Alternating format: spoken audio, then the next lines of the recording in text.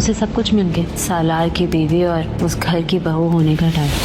पता नहीं एलिज़े, तुम्हारे और मेरे दरमियान आई बदगुमानी दूर होगी या हमारा रिश्ता ही खत्म हो जाएगा। ये सोच मुझे सुकून से जीने नहीं दे रही थी कि ऊपर से तुमने ये कम कर दिखाया कि तुम मेरे ही दुश्मनों के साथ जाकर मिल गए। दफा हो जाओ यहां से।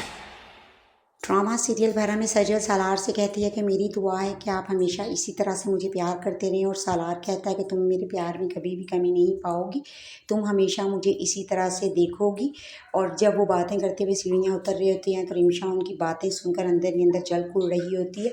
और जब वो घर जाती है राबिया से मिलने तो राबिया वो डायरी पढ़ रही होती है जो सजल के दादाजी ने राबिया को इमानत के तौर पर दी थी कि सजल को दे दे। और राबिया गमज़दा होकर कहती है कि मुझे पाशा को सब सच बता देना चाहिए। और रिमशा कहती है कि आपको अभी भी उसी की फिक्र है, उसे तो सब मिल गया, सालार भी उस घर की बहू भी बन गई।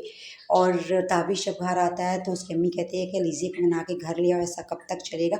और ताबिश कहता है कि अम्मी पता नहीं अब ये रिश्ता ख़त्म होता है या हमारे बीच की बदगुमानी। उधर अलीज़े भी ये सोच सोच कर परेशान है कि आखिर हमारे रिश्ते का क्या इंजाम होगा। और तैमूर पाशा का असिस्टेंट मुस्तफ़ा उसको बता देता है कि अहमद की ज़मानत तो सालार ने कराई है। और तैमूर पाशा गुस्से में घर आकर कहता है कि मैं तो अभी तक इस अजियत से ही निकला था कि मेरी बेटी को किसने किडनैप किया, और ऊपर से तुम मेरे दुश्मनों के साथ जाकर मिल गए सालार। और अलीज़े ये सब सुनकर परेशान हो जाती है। वो कहता है कि जिसने मेरी बेटी को इतनी अजियत दी तुमने उसकी ज़मानत कराई, तुम इस घर में निकल जाओ, मुझे तुम्हारा वजूद इस घर में बर्दाश्त नहीं है। और जब अर्जुमन ये सुनती है तो वो डर जाती है कि सब तो मैंने किया और सालार इसकी सज़ा तुम क्यों भुगतो।